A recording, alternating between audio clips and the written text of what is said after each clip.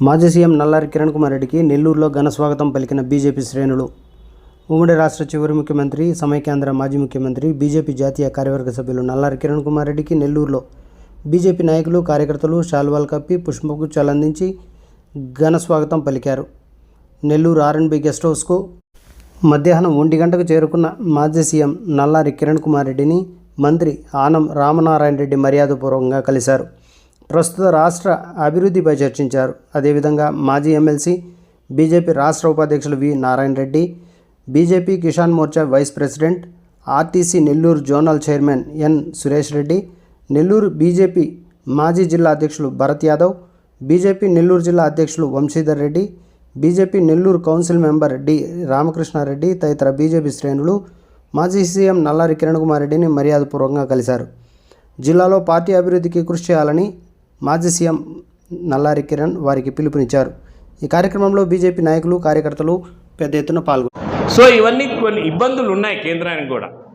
ఆంధ్రప్రదేశ్కు ప్రత్యేక హోదా అనౌన్స్ చేయక ముందు పార్లమెంట్లో ఆల్రెడీ రఘురామ్ కమిషన్ ఆర్బీఐ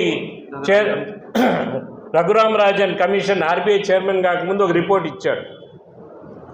ఒరిస్సాకి, బీహార్కి, అదేవిధంగా అస్సాంకి అట్లా 3-4 రాష్ట్రాలు ఇచ్చి వాళ్ళకి ప్రత్యేక ఇది ఇవ్వాలి అని.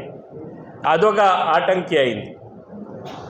సో ఇది వస్తే మేలే, రాకన్నా కూడా ఫండ్స్ కరెక్ట్గా తెచ్చుకునే ఆస్కారం రాష్ట్ర ప్రభుత్వం చేయాల్సిన అవసరం ఖచ్చితంగా ఉంది. చేస్తున్నారు. ఇప్పుడు క్యాపిటల్ ఏరియాకు 15,000 కోట్లు ఇచ్చారు. వేరే స్కీమ్స్ ద్వారా ఇస్తున్నారు.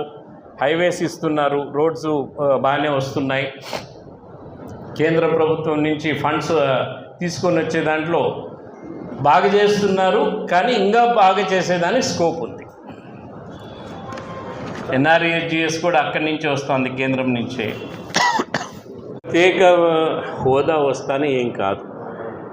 ప్రత్యేక హోదా బదులు నిధులు వేగవంతంగా ఎప్పుడు కూడా కేంద్రం నుంచి నిధులు తెచ్చుకోవాలంటే కేంద్రం పెట్టిన స్కీమ్స్ మనం అనలైజ్ చేసుకొని వారు నిధులు రిలీజ్ చేసేదానికి అనుకూలంగా మనం స్కీమ్స్ తయారు చేసి ప్రజెంట్ చేయాలి. వాళ్ళకి ప్రజెంట్ చేసి మనం నిధులు తెచ్చుకోవాలి. మనం వారు ఒకటి చెప్తా ఉంటే మనం ఒకటి చెప్తే జరగదు. ఏ కేంద్ర ప్రభుత్వం, రాష్ట్ర ప్రభుత్వం అయినా కూడా. నేను ముఖ్యమంత్రి అయిన రోజుకి మన రాష్ట్ర ఆదాయం 42,000 కోట్లు ఉన్నది. నేను రాజీనామా పెట్టిన రోజు 85,000 కోట్లు అయింది మన రాష్ట్ర ఆదాయం, మన సొంత రాష్ట్రం. కేంద్రం నుంచి ఆఖరి సంవత్సరంలో నాకు తెలిసి 27,000 కోట్లు సెంట్రలీ స్పాన్సర్డ్ స్కీమ్స్ కింద మనకు వచ్చినాయి. 28,000 కోట్లు మనకు డెవల్యూషన్ ఆఫ్ ఫండ్స్లో వచ్చినాయి. అంటే 55,000 కోట్లు కేంద్రం నుంచి వచ్చింది. 85,000 కోట్లు మన ఇన్కమ్. అంటే 90, 140 కోట్లు, 145, 150 కోట్లు బడ్జెట్ పెట్టేవాళ్ళం. ఇప్పుడు నాకు బడ్జెట్లు అర్థం కాదు. ఎందుకంటే వాళ్ళు ఇన్కమ్ చూపిస్తే ఇన్కమ్ ఉండదు, బడ్జెట్ ఏమో 2 లక్షల కోట్లకి వెళ్ళిపోయింది. బడ్జెట్ అంటే ఎక్కడి నుంచి నిధులు వస్తాయి, ఎక్కడ ఖర్చు పెడతారు, ఎంత ఖర్చు అవుతుంది అనేది ఉండాలి. ఇప్పుడు బడ్జెట్లు పెట్టేది అక్కడ కానీ ఇక్కడ కానీ నిధులు ఎక్కడి నుంచి సమకూరుస్తారో ఉండదు. బడ్జెట్ ఏమో ఇంత ఖర్చు పెడతామని ఉంటారు. లాస్ట్కి వచ్చేటప్పటికి బడ్జెట్ ఖర్చు కాదు, డబ్బులు లేవు. సో అందుకని వేగవంతంగా కేంద్ర ప్రభుత్వం నుంచి ప్రత్యేక హోదాతోనే జరిగేది ఏం లేదు. ఇవన్నీ కూడా రాష్ట్ర బెనిఫిట్స్ మనం వారు ఉన్న ప్యాకేజెస్ ద్వారా, వారికి ఉన్న స్కీమ్స్లో మనం ప్యాకేజ్ ద్వారా పెట్టుకొని తెచ్చుకోవాలి. ఇప్పుడు చాలా మార్పు వచ్చింది ప్రత్యేక హోదా అంటే. ముందర వ్యాట్ ఉండేది, ఇప్పుడు జిఎస్టీ వచ్చింది. ఇప్పుడు ఇండస్ట్రీస్కి ప్రత్యేకంగా ఇవ్వాలంటే ఇవ్వలేం.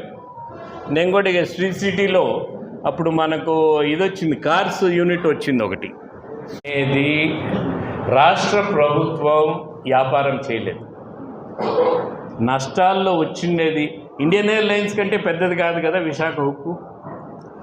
సో దాన్ని చూసుకొని వారు అనలైజ్ చేసి విశాఖ ఉక్కుని అనలైజ్ చేసి ఏం చేయాలనో వాళ్ళు నిర్ణయం తీసుకుంటారు. ఇప్పుడు ప్రైవేటీకరణ అవుతుందో లేదో తెలియదు, బట్ నష్టాలు విపరీతంగా వచ్చేది ఆపాల్సిన అవసరం ఖచ్చితంగా ఉంది. ఆ నష్టాలను ఆపగలిగితే ఖచ్చితంగా కేంద్ర ప్రభుత్వం ఆలోచన చేస్తుంది, చేయకన్నా మనం కూడా చెప్పచ్చు. నేను ముఖ్యమంత్రిగా ఉన్నప్పుడు 30,000 crores ఎక్స్పాన్షన్ చేశారు విశాఖ ఉక్కు వారికి. నేను తెలంగాణ ఖమ్మంలో ఉన్నాయి మైన్స్, బయ్యారం అనుకుంటా, ఆడ ప్లాంట్ పెట్టేదానికి కూడా మైన్స్ ఇస్తానని చెప్పాను. ఆడ పెల్లెట్స్ మాత్రమే తయారవుతాయి, ఎందుకంటే ఆ ఉక్కు అంత మంచిది కాదు, 3,000 కోట్లతో ఆడ పెడతామని. వాళ్ళకి ప్రాఫిట్ వచ్చింది మంచిది. బట్ వాళ్ళు ఓబులాపురం కావాలని అడిగినారు. ఓబులాపురం ఆల్రెడీ కోర్టులో వివిధ స్టేజెస్లో కోర్టులో ఉన్నాయి. మీకు ఓబులాపురం మీకు ఇచ్చినానంటే కోర్టుకు పోయి అది బయటకు వచ్చే లోపల ఇంకా 20 ఏళ్ళు అవుతుందని చెప్పారు. సో ఎక్కడ వారికి మైనింగ్ వీలుంటే అక్కడ కేంద్ర ప్రభుత్వం నుంచి తీసుకోవాలి వాళ్ళు.